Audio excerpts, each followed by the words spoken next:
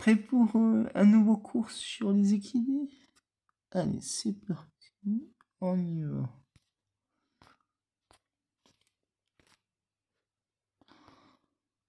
Voilà.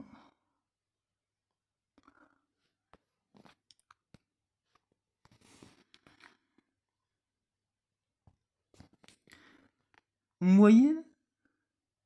Avec le beau sourire. Ah, on y va, attendez, parce que là...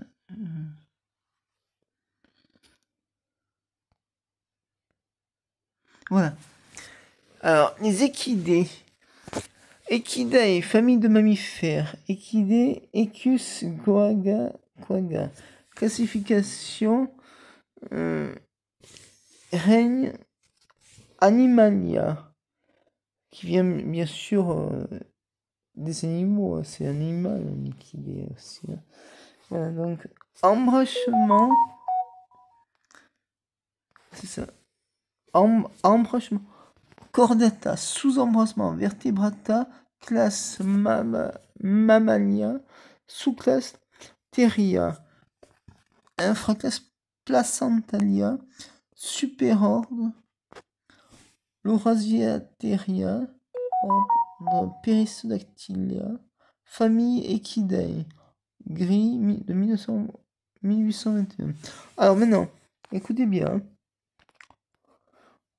Les équidés Equidae forment une famille de mammifères comptant plusieurs dizaines de genres fossiles et 8 espèces sauvages actuelles appartenant à un seul genre Equus. Les espèces de cette famille sont les chevaux, ânes et zèbres. C'est-à-dire que vous avez plein de sortes d'équidés. Vous avez les chevaux, les poneys, les ânes. Alors, mais là je vais vous lire les équidés en gros. Et au fur et à mesure, je vous donnerai des cours sur chaque équidé, comme les ânes par exemple. On continue? Allez. Les 7 espèces sauvages reconnues sont le cheval de Prynalski, Equus prynalski, l'émione, Emionus, le kiang, l'âne sauvage, Africanus, le zèbre burchell, quagga, le zèbre de Grévy, et le zèbre de montagne, Equidae zebra. Les équidés appartiennent à l'ordre des périssodactyles, c'est-à-dire des ongulés ayant un nombre impair de doigts, en l'occurrence un doigt unique protégé par un sabot. Les membres actuels de cette famille sont répartis dans les prairies et savanes du sud et de l'est de l'Afrique, dans les zones montagneuses, arides ou semi-arides d'Asie, notamment les déserts et terres arbustes xériques, et dans les prairies et steppes de montagne. Alors, description.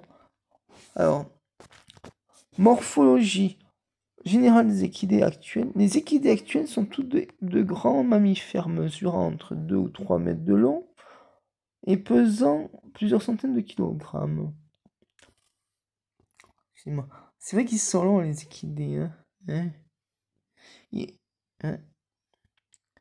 Alors, ils ont tous une grosse tête, un museau allongé avec les yeux situés haut et sur les côtes de la tête. C'est surtout des rongeurs, les équidés, des beaux gros rongeurs, les équidés, parce que vous savez, un cheval, ça peut manger du bois. Non, mais c'est pas des blagues, hein. Un cheval, ça peut manger du bois. On continue? Allez, on continue. Alors, attendez, j'en étais où? J'en étais là. Ce positionnement des yeux leur permet de voir au-dessus des autres herbes pendant qu'ils se nourrissent, ainsi que de diminuer la pression des molaires sur les globes oculaires lors de la mastication. Leur cou est long, portant une crinière de poils généralement hérissés ou tombant quand ils sont très longs. Leur corps est cylindrique, bien plus ou moins lancé selon les espèces, et se termine par une longue queue.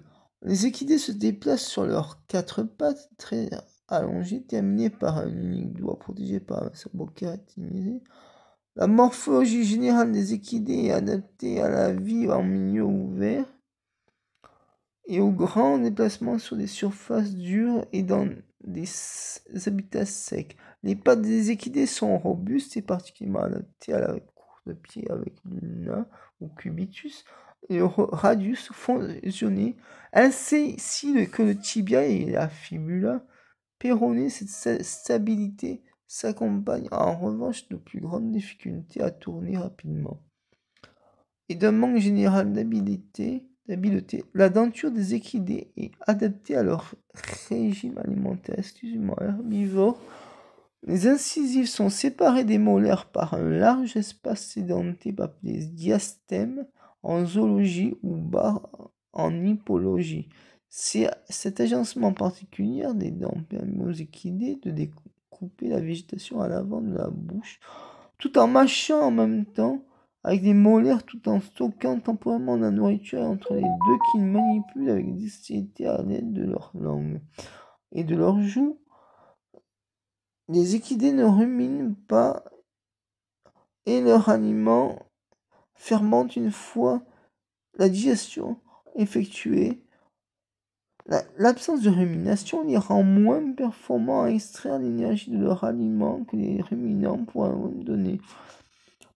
Mais les équidés compensent cela par leur digestion plus rapide et par leur fait qu'ils peuvent consommer toutes sortes de végétaux, même de mauvaise qualité, tant qu'ils sont abondants. Pour ces raisons qu'ils n'entrent pas en compétition avec les ruminants, avec lesquels ils partagent souvent leur habitat. Alors, vous avez des espèces comme le cheval de Prelaski, Equidé Prelaski, Emion, Emonius, Kyang, Âne sauvage africanus, Zeb de Birch, Zem Kevi, Zem. Alors, le premier, longueur tête-corps, comme vous voyez, 220-280 cm. Et puis là, vous avez tous les détails de chaque équidé. Squelette d'âne domestique au musée de l'anatomie de vétérinaire. Squelette de zèbre de Grévy au musée de l'anatomie du vétérinaire, là aussi. Et là aussi, vous avez tous les squelettes de tous les équidés qu'il faut. Le dimorphisme sexuel est faible chez les équidés, mais les mâles sont en moins 10%, oui 10%, vous avez bien entendu, plus lourds que les femelles conspécifiques. Les mâles possèdent en outre une canine située sur le diastème séparant les incisives des molaires. Cette canine au crochet est située à 2 ou 3 cm en arrière de la dernière incisive et les mâles peuvent utiliser pour tenter tendon d'Achille de leur adversaire lors d'un combat des talons.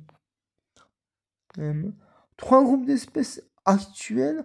Les espèces d'équidés actuelles, toutes du genre Equus, se regroupent en 3 groupes.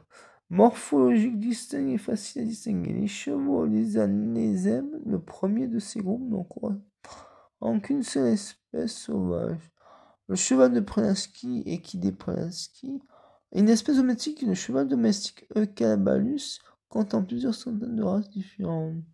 Les chevaux se caractérisent par une queue portant de très longs poils et par leur importante crinière tombant sur les côtés du cou. Chez la plupart des chevaux domestiques, leur poids aussi long spécialement en hiver. Le cheval de Prelaski a une robe essentiellement beige et le bas des pattes sombres ou zébrées quand le cheval domestique présente des couleurs de robe. Et vous me voyez toujours hein. Ok, très bien. Motifs de coloration des plus divers. Les chevaux sont en